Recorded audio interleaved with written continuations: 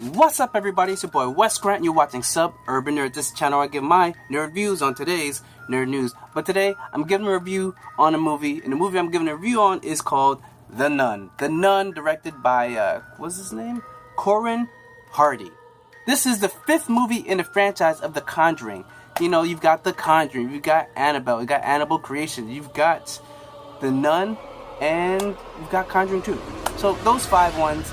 This movie doesn't surprise me as far as these Conjuring movies, because you know what? I'm gonna be the oddball. None of these movies is that good to me. I'm sorry. You know what you're going in for. Okay, you go in there for the jump scares. They're okay. Stories are okay. The first Conjuring was okay to me, but I find flaws in all these Conjuring movies, and it's usually the same thing, except for this one. This one isn't so much the same.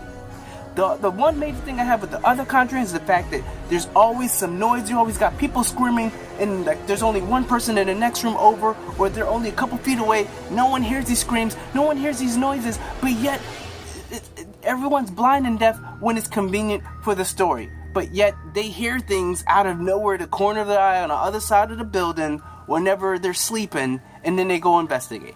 And that's what I have issue with as far as the Conjuring franchise. But this one actually didn't have that effect. This one didn't have the issues of people not hearing stuff when it's only a couple feet away. Everyone heard everything. Only problem is, this thing relies too many on these goddamn jump scares.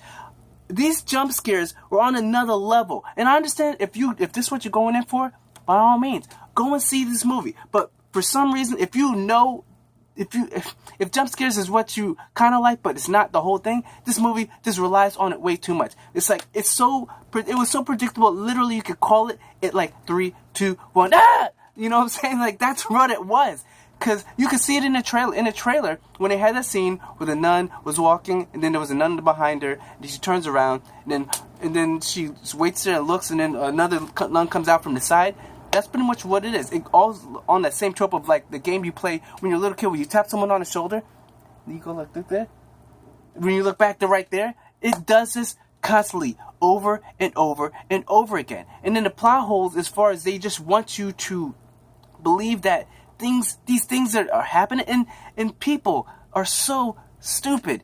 I call this the Scooby-Doo gang syndrome. And that is when you just feel the need to investigate-ish whenever you see or hear anything suspicious. I'm sorry.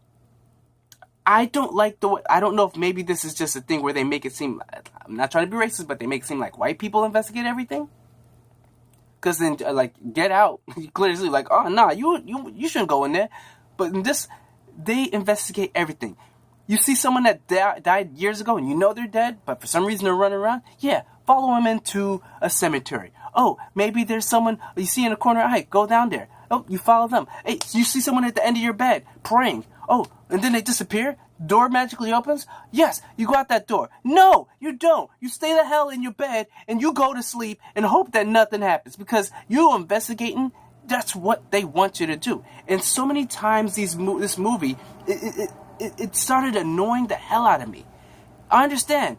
Like, you want people to be like, oh no, don't go down there, don't go down there. But at some point you're like, damn, ain't nobody got no common sense? You see some creepy-ish all the way down at the end near a cemetery, and you're gonna go follow that? And then you see it out of another corner, are you gonna go deeper? I'm sorry. It annoys me when scary movies rely so much on the same trope, when there's other movies that do these things in a better way. Like, say, for instance, there's a movie called It Follows. It Follows basically where there's a curse that you pass on through sexually, and then this monster or curse or demon or whatever follows you, and it gets you, it kills you, and it goes back to the last person that gave it to you.